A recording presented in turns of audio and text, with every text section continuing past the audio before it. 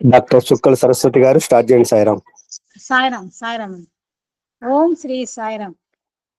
సత్యం శివం సుందరం సర్వహృద్వాసినం సత్య సాయీశ్వరం నమామ్యహం. భగవాన్ శ్రీ సత్యసాయి బాబా వారి దివ్య ఆశీస్సులతో సత్యం శివం సుందరం పవిత్ర గ్రంథ 4వ భాగం పఠించే అవకాశం మన గురువు గారి ప్రణాళికకు అనుగుణంగా శ్రీ పార్థసారథి గారిచే ఈ రోజు పఠించవలసిందిగా స్వామివారు ప్రసాదించినందుకు నా అదృష్టంగా భావిస్తున్నాను. ఈనాటి సత్సంగంకు విచ్చేసి ఉన్న ప్రతి ఆత్మీయ శ్రోతకు సహృదయపూర్వక ప్రేమపూర్వక సాయిరాం. నిన్నటి రోజున మన సాయి సోదరులు శ్రీ నాగేశ్వరరావు గారు పఠించిన చివరి 2 పేరాలు ఒక్కసారి పునశ్చరణ చేసి పాత పుస్తకం 198వ పేజీ నుండి కొనసాగించే శక్తిని ప్రసాదించమని స్వామివారిని మరొక్కసారి ప్రార్థిస్తూ పునశ్చరణ. స్వామివారి ఆంతరంగిక సంభాషణ కోసం వేలాది మంది భక్తులు ఎదురు చూస్తుండగా మహారాష్ట్ర నుండి రసగోత్రాకి మరికొందరి భక్తులకు ఆంతరంగిక సంభాషణ పొందినటువంటి విషయాన్ని తమ ఆనందాన్ని తెలియచేశారు. ఇంటర్వ్యూ రూమ్లో అందంగా అలంకరించిన కుర్చీ ఉన్నప్పటికీ కూడా స్వామివారు ఇంటర్వ్యూకి వచ్చినటువంటి ఆ భక్తులతో పాటుగా నేలపైననే వారి మధ్య కూర్చున్నారని, తర్వాత ఆంగ్లంలో వారు చాలా సుస్పష్టంగా ప్రసంగించారని, ఆంగ్ల పరిజ్ఞానానికి అసలు సమానమైన మరొకటి లేదని చెబుతూ స్వామివారు వీరిని హిందీ భాషలోకి స్వామి ప్రసంగాన్ని తర్జుమా చేయమన్నారని, ఆ అవకాశాన్ని ఇచ్చినందుకు తమకు అమితానందము కలిగినదని, తర్వాత విభూతి సృష్టించి ఇచ్చారని చెప్పారు. తర్వాత స్వామివారు తమ దగ్గర ఎటువంటి భయం ఆందోళన లేకుండా ఉండాలని స్వామివారు చాలా అమృతమైనటువంటి మాటలతో ప్రేమతో వీరందరితో సంభాషించారు. ఆయన ఏమంటున్నారంటే, స్వామి నవ యువకుని వలె ఆనందంగా పుంసా మోహన రూపాయ అన్నట్లుగా ఉన్నారని తెలియచేస్తున్నారు. స్వామివారి సుందర రూపం ఏమని చెప్పగలను చెప్పండి. అమెరికన్ దంపతులు కూడా వీరితో పాటు ఇంటర్వ్యూకి వచ్చారు. నిజానికి ఆ రోజు వాళ్ళ వెడ్డింగ్ యానివర్సరీ. ఆ సంగతి వాళ్ళకి గుర్తుందో లేదో మనకి తెలియదు, కానీ స్వామివారు మాత్రం గుర్తు చేసే వారికి ఆ దంపతులకి ఒక బంగారు ఉంగరం, ఒక బంగారు గొలుసు సృష్టించి ఇచ్చారు. బంగారు గొలుసుని స్వామివారు ఆయన చేతికిచ్చి ఆయన భార్య మెడలో వేయమని, ఆమె చేతికి ఉంగరం ఇచ్చి అతని చేతికి ధరింప చేయమని ఎంతో ఆప్యాయంగా చెప్పారు. అది 1000 తల్లుల ప్రేమకి, అసలు 1000 తల్లులు కాదు, కోటి తల్లుల ప్రేమ అండి. మనం మర్చిపోయిన మన సంగతి వారికి ఎప్పుడు కూడా గుర్తు ఉంటుంది, మనని కార్యోన్ముఖం చేస్తారనమాట. అసలు విషయం ఈ రోజు నేను పఠించవలసింది పాత పుస్తకం అండి, 198వ పేజీ 3వ పారాగ్రాఫ్. కొత్త పుస్తకం ప్లీజ్ చూడండి, నిన్న చెప్పారు కొత్త పుస్తకం. సరే, 3వ పారాగ్రాఫ్. ఏదైనా సంభవించడానికి తయారు కావటానికి గల కారణమేమిటో వివరించమని బాబా అక్కడ ఉన్న 2 పెద్ద సైంటిస్టులను ప్రశ్నించారు. వారు మౌనంగా కూర్చుండిపోయారు. ఎందుకంటే సైన్స్కి కూడా అందని విషయాలు స్వామికి తెలుసు కాబట్టి. భౌతిక శాస్త్రమునకు చెందిన సూత్రములు, నియమములు శూన్యం నుండి ఏదో ఒకటి తయారు కావటాన్ని సమర్థించవు. నాకు సంబంధించినంత వరకు ఆ నియమాలు నాకు వర్తించవు అని చెప్పారు బాబా. అదెలా సాధ్యం అని అడిగారు వారు. సాంకేతిక పరిజ్ఞానం కేవలం ఈ కనబడే ప్రపంచమునకు మాత్రమే పరిమితమైనది. కానీ ఆధ్యాత్మిక నేత్రములు ఎంతో శక్తివంతమైన సూక్ష్మదర్శిని అంటే మైక్రోస్కోప్ కూడా చూడలేదని సూక్ష్మమైన విషయములను కూడా దర్శించగలవు. ఒక వ్యాధిని గుర్తించడానికి స్వామి చెప్తున్నారనమాట, నాకు ఏ విధమైన ఎక్స్రేలు కానీ రసాయనిక పరీక్షలు కానీ అవసరం లేదు. మీరు కూడా అంతర్ముఖముగా కృషి చేస్తే అటువంటి ఆధ్యాత్మికమైనటువంటి సూక్ష్మ దృష్టిని పొందగలరు.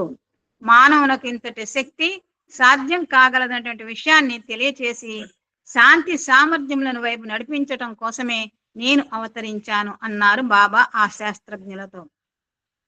హోవర్డ్ మర్ఫెట్ తన పుస్తకం the man of the miracles లో వివరించిన విధంగా కుప్పం గ్రామంలో బావిలో మునిగిపోతున్నటువంటి వ్యక్తిని కాపాడటం కోసం మీరు ఈ శరీరాన్ని వదిలి వెళ్ళారా అని వారు బాబాను అడిగారు.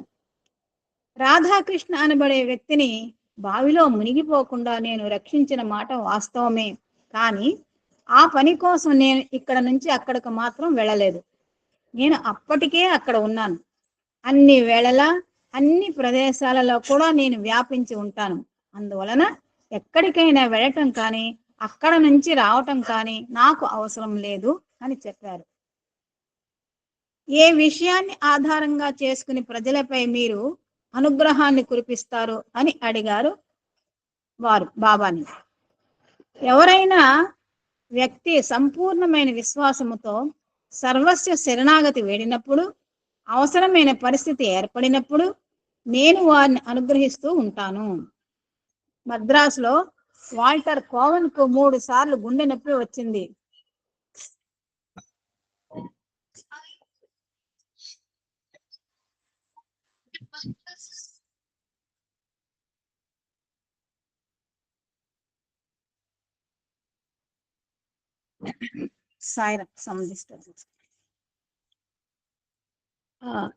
ఎవరైనా వ్యక్తి సంపూర్ణమైన విశ్వాసంతో సర్వస్వ శరణాగతి వేడినప్పుడు, అవసరమైన పరిస్థితి ఏర్పడినప్పుడు నేను వారిని అనుగ్రహిస్తూ ఉంటాను. మద్రాసులో వాల్టర్ కోవెన్ కు 3 సార్లు గుండె నొప్పి వచ్చింది. అప్పుడు అది అవసరం కనుక ఆ 3 సార్లు కూడా నేను అతనిని రక్షించటం జరిగింది. కేవలం 10 రోజుల పాటు అతని జీవితం పొడిగించడం కోసం అప్పుడు అది అవసరంగా భావించిన చేత రాధాకృష్ణను కూడా చనిపోకుండా కాపాడటం జరిగింది. మృత్యువును గురించి, ఆయుష్ను పొడిగించడం గురించి మీరు నన్ను ప్రశ్నిస్తారు, కానీ మీకు అసలు పుట్టటం మరణించడం లేనే లేదని నేను అంటాను అన్నారు బాబా. ఒక దేశాన్ని సంపూర్ణంగా మీరు అనుగ్రహించగలరా అని ఒక అమెరికన్ ప్రశ్నించాడు. అనుగ్రహించగలను నేను తలుచుకుంటే. ఈ ఇద్దరు శాస్త్రజ్ఞులపై ప్రత్యేకమైన అనుగ్రహమును కురిపించి నన్ను గమనించటానికి, నా మాటలు వినటానికి చాలా అవకాశములు కల్పించాను. ఎందుకంటే ఈ అనుభవముల ద్వారా పొందినటువంటి జ్ఞానంతో వారు మానవాళికి సహాయం చేయగలరు కనుక అని చెప్పారు బాబా. సరిగ్గా అదే సమయంలో అంతకు ముందే బాబా సృష్టించి ఇచ్చిన ఉంగరంలోని ఒక రాయి మాయమవటం వారిలో ఒక సైంటిస్టు గమనించాడు. మేమంతా కూడా ఆ రాయి కోసం వెతకటం ప్రారంభించాము. కానీ బాబా నవ్వుతూ ఆ ఉంగరంలోని రాయిని తానే మాయం చేశానని చెప్పారు. తర్వాత బాబా లేచి మాలోని ప్రతి ఒక్కరికి స్వల్ప కాలం పాటు వ్యక్తిగత ఇంటర్వ్యూను ప్రసాదించారు. నా సంశయాలు, సందేహాలు అన్నీ కొద్ది నిమిషాల కాలంలోనే నశించిపోయాయి. నా జీవితంలో సరికొత్త పోకడను, లక్ష్యంను ప్రవేశపెట్టారు బాబా. మాటలు రాక మౌనంగా మూగవాని వలె ఆయన ముందు నిలబడిపోయిన నా 2 చేతులను ఆయన చేతులలో ఉంచుకొని, ఏమీ విచారించవద్దు, నీ రక్షణ బాధ్యతను నేను స్వీకరిస్తాను. ఎల్లవేళలా నేను నీతోనే, నీ వెంటనే, నీ హృదయంలోనే ఉంటాను అని ఆయన అభయం ఇచ్చారు.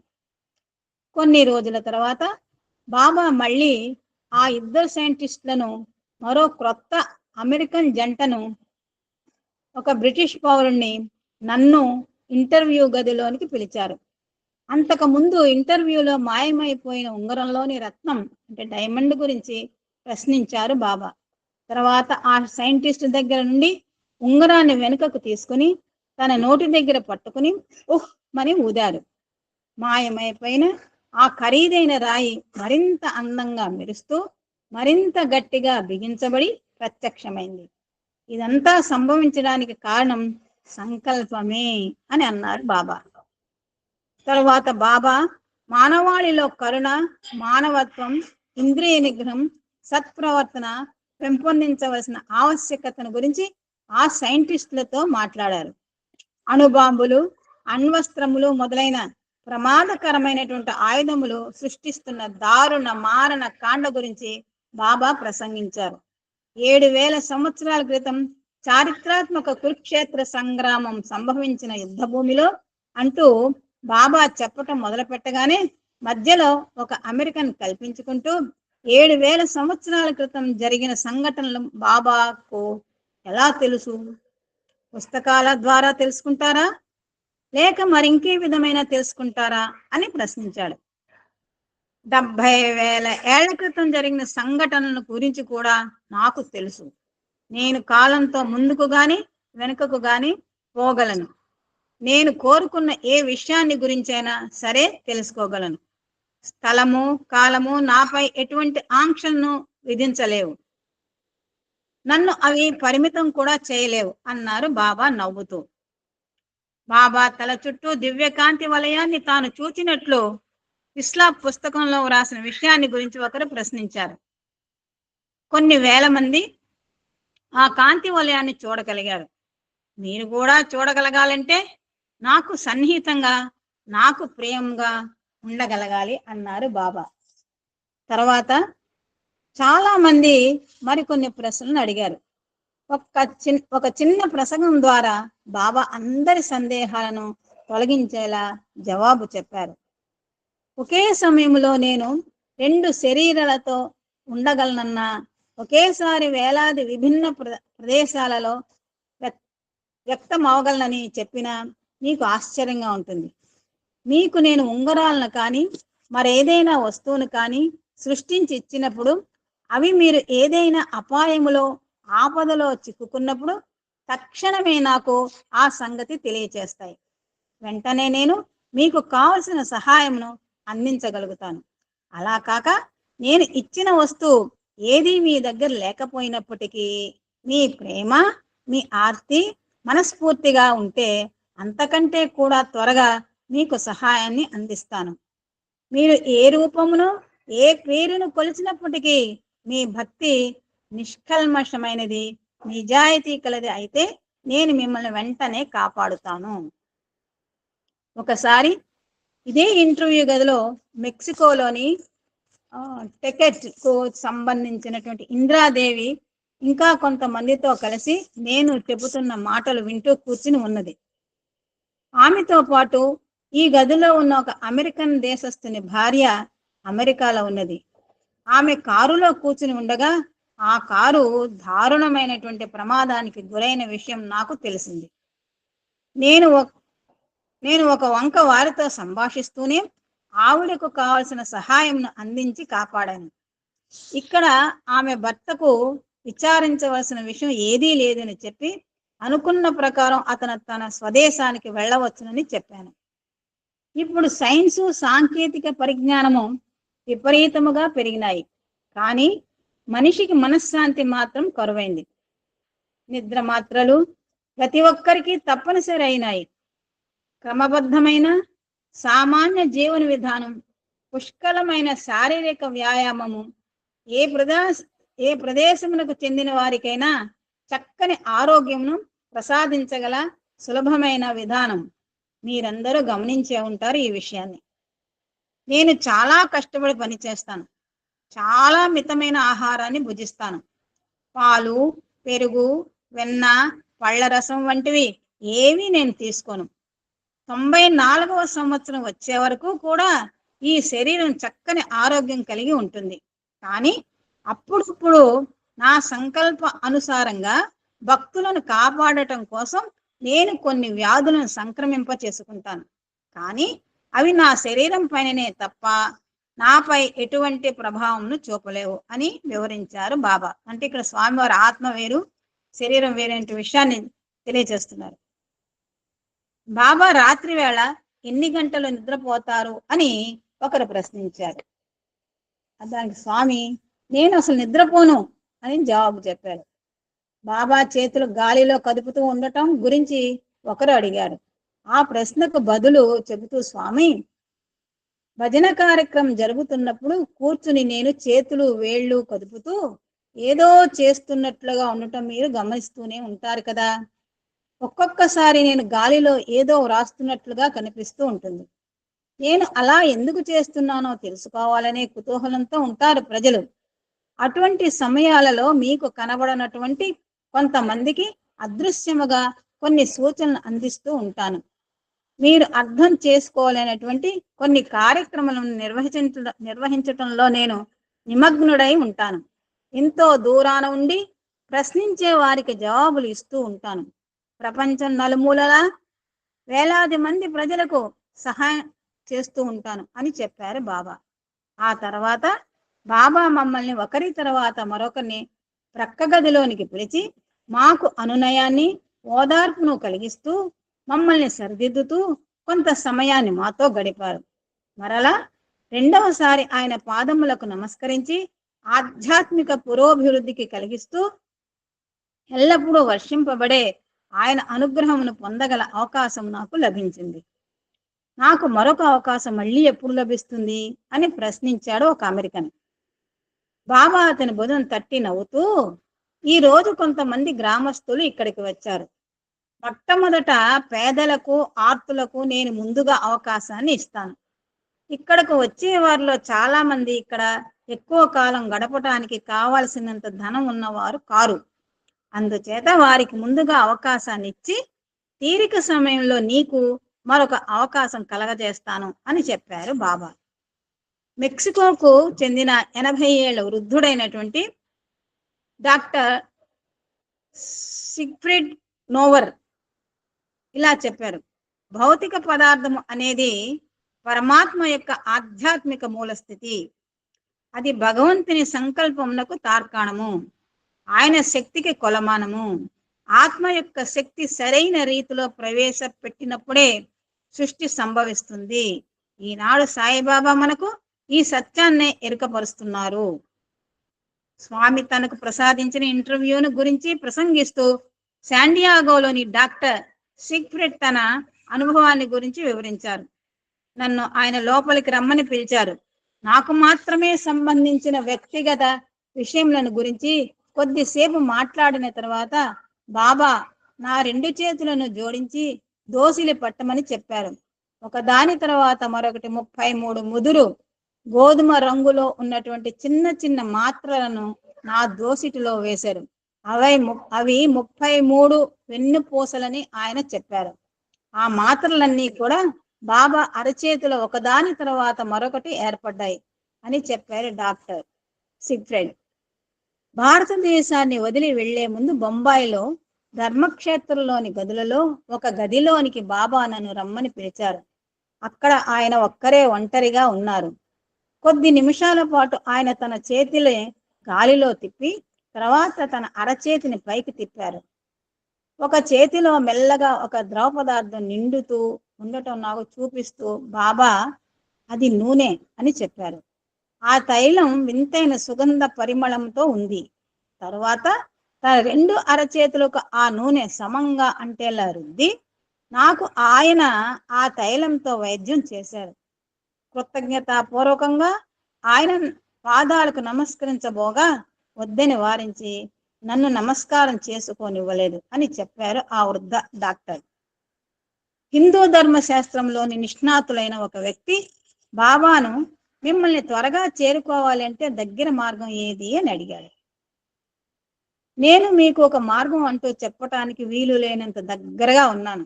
అయినా మీరు నన్ను చేరుకోలేరు. నిజంగా మీరు నన్ను కోరుకుంటే నేను మీ వాడిని అని చెప్పారు బాబా. హోనలూలుకు చెందినటువంటి WG స్టీవ్ అనబడే ఒక ఆర్కిటెక్ట్ తన అనుభవాల గురించి చెబుతూ క్రిక్కిరిసి ఉన్న ఆ చిన్న ఇంటర్వ్యూ గదిలో బాబా తమ ఆధ్యాత్మిక ప్రసంగాన్ని ప్రారంభించారు. కొందరిని ఉద్దేశిస్తూ ఆయన ఇచ్చిన ప్రత్యేకమైన సూచనలు కొన్ని అందరికీ సంబంధించినవిగానే ఉన్నాయి. తర్వాత ఆయన ఒక్కొక్కరితో విడివిడిగా వారి వారి వ్యక్తిగతమైన సమస్యల గురించి, వారి ఆరోగ్యం గురించి, అంతకు ముందు తాను వారిని కలుసుకున్న సందర్భములను గురించి ముచ్చటిస్తూ ఒకసారి కలలో తాను ఐరిస్ కు కనిపించినటువంటి విషయాన్ని గురించి తెలిపారు.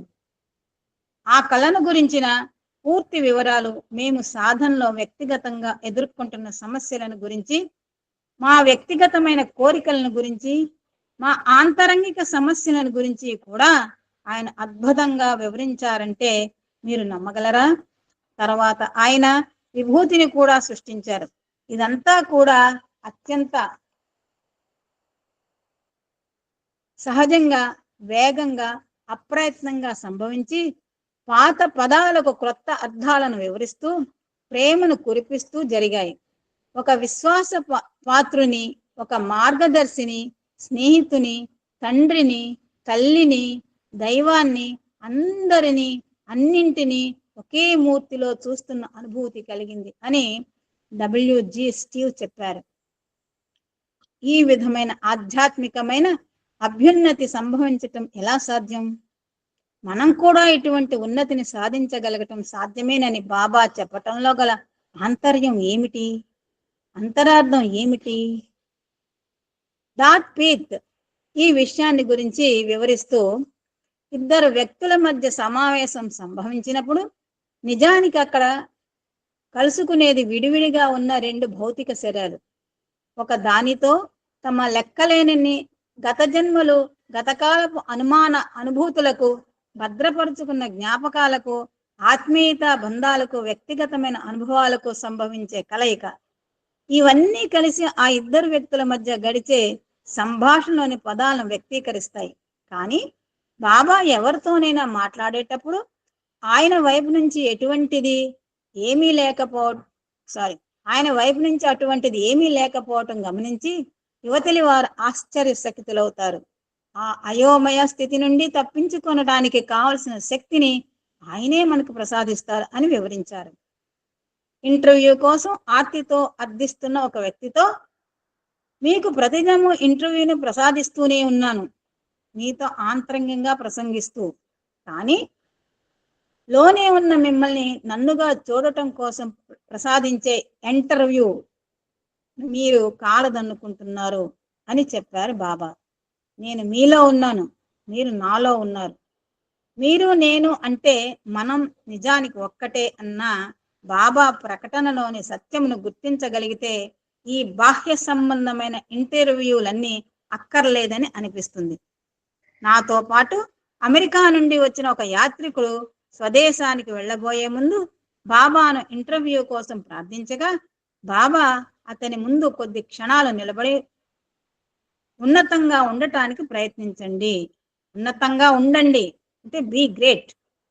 ఇంటర్వ్యూ అన్నది చాలా స్వల్పమైన విషయం, అది మీకు వేరు భావన కలగజేస్తుంది అని బాబా చెప్పారని జెర్రీ బాస్ రాశారు. ఈ సమాధానం మనలను కొంతసేపు నిశ్శబ్దంలో నిమగ్నం చేస్తుంది. సాగర గర్భములో ముత్యాల వేట. జొనాథన్ స్విఫ్ట్ తన ప్రత్యేకమైనటువంటి హాస్య ధోరణిలో నిజమైన మేధావి ఈ ప్రపంచంలో కనిపించినప్పుడు మందబుద్ధులు, అల్పజ్ఞులు అందరూ కలిసి ఏకగ్రీవంగా అతనికి వ్యతిరేకులై ఉండటానికి బట్టి ఆ మేధావిని గుర్తించగలవచ్చును అని వ్రాశారు. అసూయ అద్భుతానికి అర్పించే నివాళి, దూషణలే అజ్ఞానము, మూర్ఖత్వము, అవమానానికే దారితీస్తుంది. తనను గుర్తించలేని మూర్ఖత్వం ఆలోచనను, వెలుగును ప్రసాదించలేదు. అది తనను తాను అహంకారము, గర్వము అనే ముసుగులో కప్పుకుని అబద్ధపు నిందలను ప్రచారం చేస్తుంది. డాక్టర్ గోకాక్ బాబాను కాస్మిక్ విజిటర్గా అభివర్ణించారు. బాబా తన 21వ సంవత్సరంలో స్వయముగా ఈ విధముగా ప్రకటించారు. ఏ విధమైన ప్రయత్నం చేసినప్పటికీ, ఏ విధంగా పరిశోధనలు చేసినప్పటికీ కూడా నా కీర్తి ప్రతిష్టలను అర్థం చేసుకోగలగటం ఎవరికైనా అసాధ్యం అన్నారు బాబా. కేవలం 14 ఏండ్ల వయసులో ఉన్నప్పుడే ఆయన చాలా మంది విమర్శలకు గురి అయ్యారంటే ఆశ్చర్యం ఏముంది? బాబా కన్న తండ్రి బాబా తలలో ప్రవేశించిన మెగాలోమెనియా అన్న భూతాన్ని పారద్రోలటానికై ఆయనను దండించటానికి ప్రయత్నించారు. ఒక పెద్ద కర్రను పట్టుకుని కొడతానని బెదిరిస్తూ, నీవు దైవానివా దెయ్యానివా అని బాబాను ప్రశ్నించారు. అప్పుడు బాబా, నేను తిరిగి అవతరించిన సాయిబాబాను, నన్ను పూజించండి అని సమాధానం చెప్పారు. బాబా తండ్రి చేతిలో నుండి కర్ర జారి క్రింద పడిపోయింది. తర్వాత సంభవించిన అద్భుతమైన సంఘటనలు తన కుమారుని ఒంటరిగా వదిలివేయటమే మంచిది అన్నటువంటి నిర్ణయానికి ఆయన వచ్చారు. పుట్టపర్తి గ్రామంలో ఉదయించిన ఈ కొత్త వెలుగు బాబాను గురించి వ్యాపిస్తున్నటువంటి నిందలు దూషణలతో కూడిన అబద్ధపు ప్రచారాన్ని గురించి బాబా పెద్ద సోదరుడు బాబాను ప్రశ్నించినప్పుడు బాబా ఆయనకు ఒక ఉత్తరం రాస్తూ, ఈ ప్రజలను నిందించి వారి వాదనలు ఖండించటం కన్నా వారిని చూసి జాలిపడటం మంచిది. ఎందుకంటే వారికి ఏమీ తెలియదు, సత్యమేదో తెలుసుకునే సహనం వారికి లేదు. కామక్రోధములు, స్వార్థము, అసూయలతో పూర్తిగా చూడలేరు, సత్యాన్ని పూర్తిగా తెలుసుకునలేరు. అందువల్ల వారు తమకు తోచిన విధంగా వారికి తెలిస్తే ఈ విధంగా వ్రాయటం, మాట్లాడటం చేయరు. విభిన్నమైన అభిరుచులు, మనస్తత్వములు కలిగి ఉండే ఈ ప్రజలు ఎవరికి తోచిన విధంగా వారు ఆలోచిస్తూ, తమకు తోచిన విధంగా వాదిస్తూ, తమ అభిప్రాయాలకు అనుగుణంగా మాట్లాడుతూ ఉంటారు.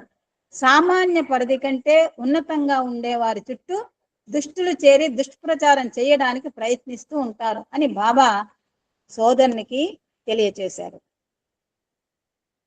టూ వరల్డ్స్ పత్రికా సంపాదకులైనటువంటి పెగ్గీ మ్యాసన్ ఈ విధంగా రాశారు. ఒక దివ్య జ్యోతి ఆవిర్భవించినప్పుడు చాలా మంది సంకుచిత దృష్టి కల ప్రజలు ఆ వెలుగును తేరిపార చూడలేని వారు అన్నమాట.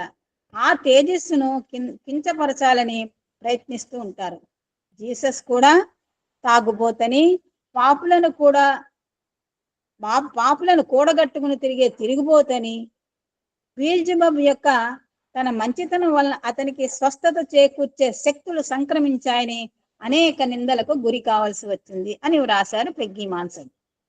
బాబా కూడా 14 ఏండ్ల బాలుగా ఉన్నప్పుడే అతనిని ఏదో ఆత్మ ఆవహించిందన్నప్పుడు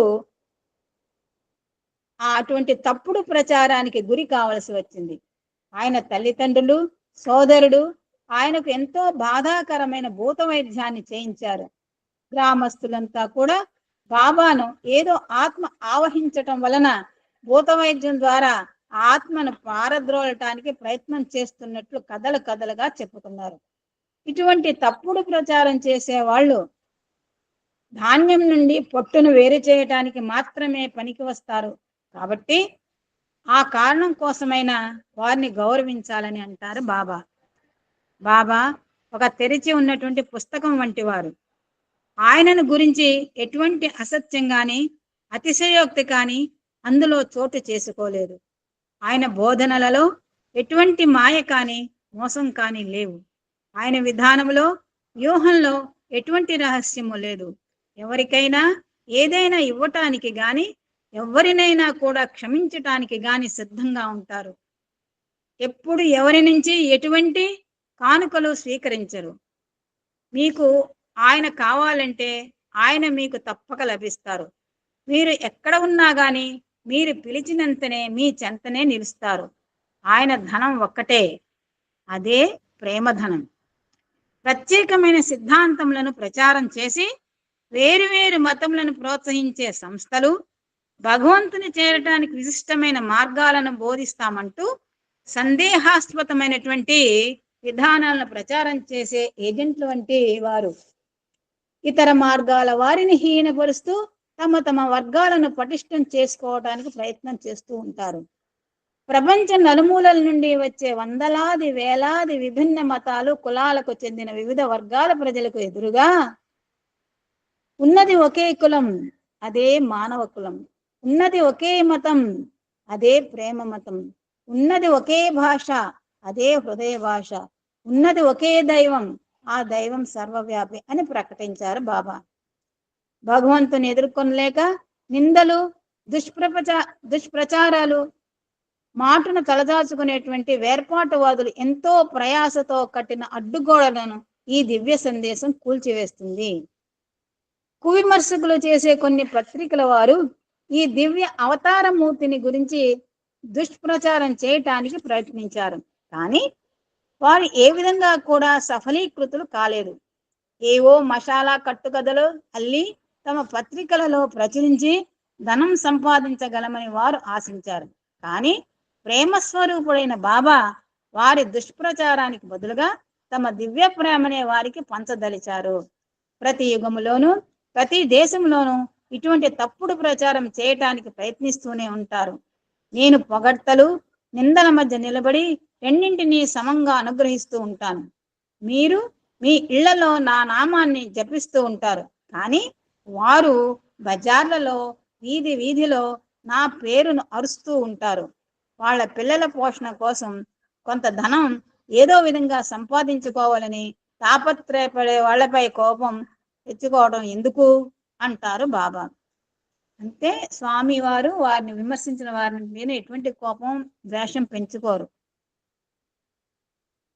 అంతులేని కరుణా సముద్రులైనటువంటి బాబా దయతో ఈ విధంగా సలహా ఇస్తారు. అటువంటి వారిని చూసి జాలిపడండి. వాళ్ళకి ఏమీ తెలియదు, వాళ్ళని చూసి జాలిపడండి, ఎందుకంటే వాళ్ళు ఏమీ తెలుసుకోలేరు అంటారు బాబా. 6 సంవత్సరముల పాటు ఆయన సన్నిధిలో గడిపిన తర్వాత 1954వ సంవత్సరంలో బాబా జీవిత చరిత్ర సత్యం శివం సుందరం మొదటి భాగాన్ని ప్రచురించాలని ప్రతిపాదించినప్పుడు తక్షణమే తన ఆంతర్యాన్ని తెలుపుతూ ఆయన నన్ను వారించారు. సాయిరాం.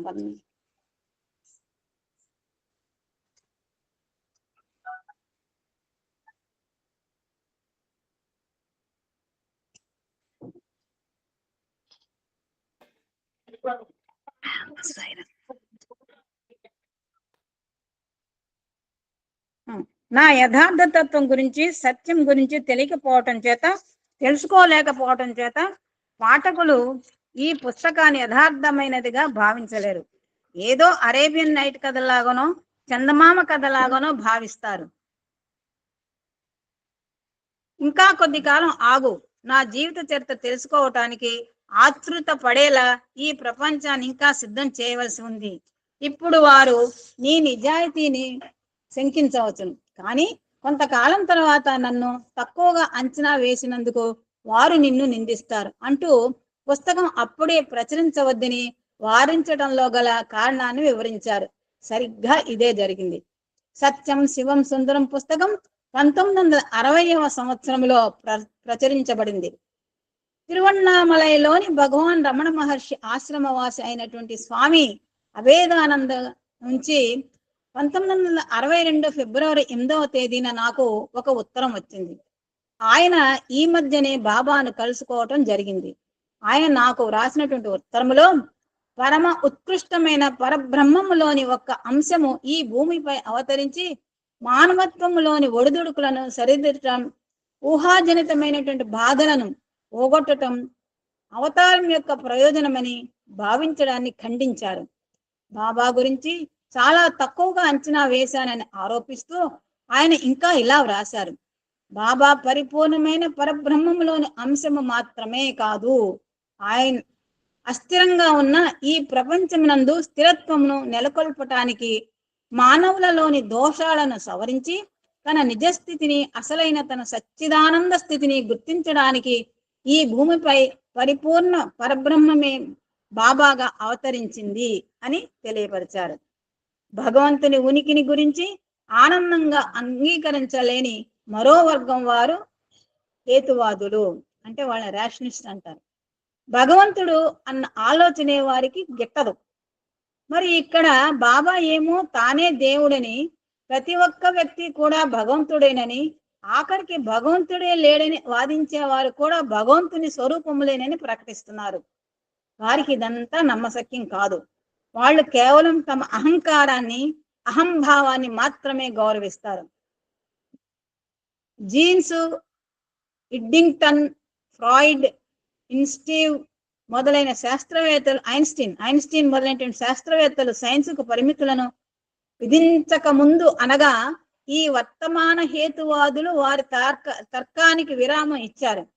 అనిర్వచనీయమని ఈ విశ్వం ముందు సైన్స్ వినయంగా తల వంచింది. ఈ విశాల విశ్వం భగవంతుని యొక్క ఆలోచన అంటాడు జీన్స్. ఉద్దండులైనటువంటి సాంకేతిక నిపుణులు, శాస్త్రీయ విజ్ఞాన ధనులైనటువంటి పండితులు ఎంతో కష్టపడి రూపొందించిన సిద్ధాంతాలు సూత్రములలో కణము, అణువు, ద్రవ్యము, శక్తి ఒకదాని వెంట ఒకటి ఆశ్చర్యకరమైనటువంటి అద్భుతమైన మార్పులను తెస్తున్నాయి అని చెప్పారు. ఒకప్పుడు ఎంతో అద్భుతమైన తెలివైన సిద్ధాంతముగా భావించిన విషయాలను ఈనాటి జీవ భౌతిక మనస్తత్వ శాస్త్రవేత్తలు సందేహాస్పదమైనటువంటి విషయాలను ఊహిస్తున్నారు, తీసి పారేస్తున్నారు. మన సంకల్పానుసారం కనిపించే నిదర్శనాలను మాత్రమే పరిగణలోకి తీసుకొని విషయాలుగా తీసి పారేస్తున్నారు. మన సంకల్పానుసారం కనిపించే నిదర్శనాలను మాత్రమే పరిగణలోకి తీసుకుని వాటిని అంగీకరించినప్పటికీ ఒక మహోన్నతమైన అద్భుత శక్తి అన్నింటిపైన ఉండి ఈ ప్రపంచాన్ని నిలదీస్తుందని, నడిపిస్తుందని నమ్మకపోతే అది నాస్తికత్వమే అవుతుంది. ఎందుకంటే అటువంటి వ్యక్తులు నిదర్శనంగా భావించే అట్టి వారి బుద్ధి అనేక విభిన్న సిద్ధాంతముల ప్రభావము చేత సమతా స్థితిని కలిగి ఉండలేకపోవటం వలన ఇంద్రియముల ప్రభావమునకు లోనే పెడదారి పట్టి ఉండటం చేత అట్టి వారి ఆలోచనలు నాస్తికత్వమునకు దారితీస్తాయి. మూర్ఖత్వపు పట్టుదలకు అదొక గుర్తు. ఎదుటి వారి ఆనందాన్ని తక్కువగా అంచనా వేస్తూ తామన్నదే సిద్ధాంతమని భావించే కొందరు ఈ హేతువాదులని చెప్పబడే ఒక వర్గం వారు తాము బాబాను గురించి కొన్ని పరీక్షలు, పరిశోధనలు చేయదలుచుకున్నామని వివిధ పత్రికలలో ప్రకటించారు. మేము బాబా ధరించిన అంగీని తొలగించమని అడుగుతాం. మరి ఆయన బుట్టతల సంగతి ఏమిటి? ఆ దుబ్బు చుట్టు కూడా అబద్ధం కావచ్చునని అనుకుంటారు. ఒకవేళ ఆయన తన ఒంటి పైన ఏమైనా వస్తువులు దాచి ఉంచుకుంటారేమో, బహుశా మెటల్ డిటెక్టర్స్ ఉపయోగించి తెలుసుకోవాలి అంటూ తాము బాబాను పరీక్షించదలుచుకున్నట్టు విషయాన్ని గురించి ప్రకటించారు. అంతకు ముందు గతంలో శ్రీ సత్యసాయి బాబాను బహిరంగంగా ప్రశ్నించి స్వయంగా విమర్శించినటువంటి బ్లిడ్జ్ పత్రికా సంపాదకుడైనటువంటి శ్రీ ఆర్కే కరంజియా హేతువాదుల ఆలోచన అతి నీచమైన, హేయమైన, పూర్తిగా అవమానకరమైన ఆలోచన అని పేర్కొన్నారు. తరువాత ఈ పరిశోధకుల యొక్క విశ్వాసపాత్రులైనటువంటి అనుయాయులు కరంజియా అమ్ముడు పోయాడని, లంచం ఇవ్వబడ్డాడని, హిప్నటైజ్ చేయబడ్డాడని, బాబాచే పూర్తిగా ప్రభావితుడై మారిపోయాడని విమర్శించారు. ఇటువంటి వ్యక్తుల తొందరపాటు చర్యలు మనకు డాన్ క్విక్సోట్, సాంకోపాంజాల యొక్క తొందరపాటు సహచర్యలను గుర్తు చేస్తాయి. హేతు అన్నది ఒకానొక మానసికమైన స్థితి అని, అది అర్థం లేని ఇష్టాల వలన కలుషితమై ప్రభావితం అవుతుందని విషయం మనకు దీని వల్ల నిర్ధారణ అవుతుంది. అది ప్రచారం వలన మారిపోగలుగుతుంది. ఎవరికి తోచిన విధానంలో వారు వారి మనస్సులకు నచ్చినట్లు మాత్రమే విషయాలను వ్యాఖ్యానించడానికి ప్రయత్నిస్తూ ఉంటారు. అంగీని తొలగించండి, జుట్టు పట్టి లాగి చూడండి, శరీరంపై మెటల్ డిటెక్టర్ను పెట్టి చూడండి అన్న ఈ విమర్శకులు శాంకోపాంజా వలె అపహాస్యానికి గురి కాక తప్పలేదు. భౌతిక సిద్ధాంతాలు, సూత్రాలతో పరిమితమైన సైన్స్ భావాతీతమైన దైవత్వాన్ని ఏ రకంగా పరిశోధించగలుగుతుంది? ఎందుకంటే దివ్యత్వం వీటి యొక్క పరిధికి, పరిభాషకు అందనంత సుదూరమైనది. నన్ను అర్థం చేసుకోవాలని ఆశించిన వారికి నేను ఇక్కడ మనస్ఫూర్తిగా స్వాగతం ఇస్తానని, ఆహ్వానిస్తానని పదే పదే చెబుతున్నాను. ఇక్కడ ముఖ్యమైన విషయం పరిశోధన యొక్క ఆంతరంగం మాత్రమే. ఎందరో విదేశీ మనస్తత్వ శాస్త్రవేత్తలు ఇక్కడికి వచ్చారు. వారు నన్ను సరైన నిర్మాణాత్మకమైన రీతిలో సముచితంగా పరీక్షించి సత్యాన్ని తెలుసుకోగలిగారు. వారు ఎటువంటి నిందాపూర్వకమైన దుష్ప్రచారం చేసేటువంటి ఉత్తరాలు వ్రాయటం గాని, బహిరంగ ప్రకటనలు చేయటం గాని చేయలేదు. కానీ వీరి అంటే హేతువాద పరిశోధకులు అన్నమాట, వీరి ప్రవర్తన నన్ను పరీక్షించదలుచుకున్న విధానం సరైనది కాదు, అది తప్పు. అందువలనే వారు నన్ను పరీక్షించడానికి అంగీకరించలేదు. ప్రజలు ఇక్కడకు రావాలని, వచ్చి చూచి విని పరిశీలించి అనుభవం పొంది నన్ను గురించి తెలుసుకోమని కోరుతున్నాను. అప్పుడు మాత్రమే వారు ఈ అవతారముల గురించి అర్థం చేసుకుని అనుభవించగలుగుతారు అని అంటారు బాబా. జై సాయిరాం. ఈ అద్భుతమైనటువంటి పేజీ 210 ఆపుతున్నానండి. సాయి ప్రేమ సాగర్లో తలమలకను అనేటువంటిది నెక్స్ట్ రీడర్ చదవాలి. ఈ అద్భుతమైనటువంటి అవకాశం ఇచ్చినటువంటి భగవాన్ శ్రీ సత్యసాయి బాబా వారి దివ్య చరణారవిందములకు శిరస్సు వంచి నమస్కరించుకుంటూ, పదదోషాలు అక్కడక్కడ వచ్చినాయి, దానికి స్వామివారిని మిమ్మల్ని అందరినీ క్షమించమని వేడుకుంటూ అందరికీ సాయిరాం అండి. సాయిరాం సాయిరాం.